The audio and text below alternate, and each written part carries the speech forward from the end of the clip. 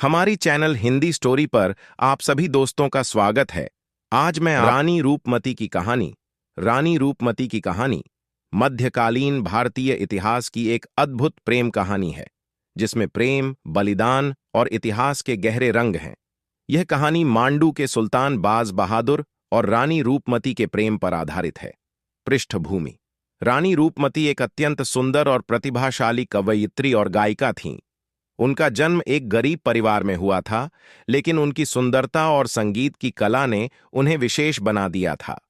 रूपमती भगवान कृष्ण की भक्त थीं और नर्मदा नदी को बेहद प्रेम करती थीं। वह हमेशा नर्मदा के पास ही रहना पसंद करती थीं, क्योंकि नर्मदा उनके लिए पूजनीय थी। बाज बहादुर से मुलाकात: बाज बहादुर मांडू का सुल्तान था और वह भी संगीत का बड़ा प्रेमी था। एक दिन जब वह शिकार के लिए जंगल में गया था, तो उसने रूपमती को गाते हुए सुना। उनकी आवाज और सुंदरता से मोहित होकर बाज बहादुर ने उनसे मिलने की ठानी। दोनों की पहली मुलाकात के बाद बाज बहादुर ने रूपमती को अपने महल में आने का आग्रह किया। प्रेम और विवाह: रूपमती ने बाज बहादुर के प्रेम प्रस्ताव को यह कहकर स्वीकार किया कि वह तभी महल में आएंगी जब उन्हें नर्मदा दर्शन की अनुमति दी जाएगी। बाज बहादुर ने उनकी इस इच्छा को पूरा करने के लिए महल में एक विशेष स्थान बनवाया, जहां से रूपमती नर्मदा नदी के दर्शन कर सकें। इसके बाद दोनों ने विवाह कर लिया और उनके प्रेम की चर्चा चारों ओर फैल गई। दुखद अंत: उनके प्रेम की कहानी का अंत तब हुआ जब मुगल बादशाह अकबर के सेनापति आदम खान ने मांडू पर आक्रमण किया।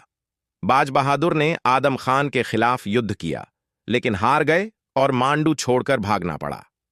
आदम खान ने मांडू पर कब्जा कर लिया और रानी रूपमती पर भी अधिकार करने की कोशिश की, लेकिन रूपमती ने अपनी स्वाभिमान और इज्जत को बचाने के लिए जहर खाकर अपनी जान दे दी। इस प्रकार रानी रूपमती और बाज बहादुर की प्रेम कहानी भारतीय इतिहास में अमर हो गई।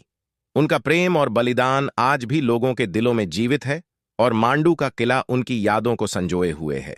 अगर मेरी कहानी आपको अच्छी लगे तो मेरे चैनल हिंदी स्टोरी को लाइक, शेयर, कमेंट और सब्सक्राइब जरूर करें और बेल आइकॉन को जरूर प्रेस करें, ताकि आपको मेरी अगले कहानी का नोटिफिकेशन पहुंच सके। धन्यवाद।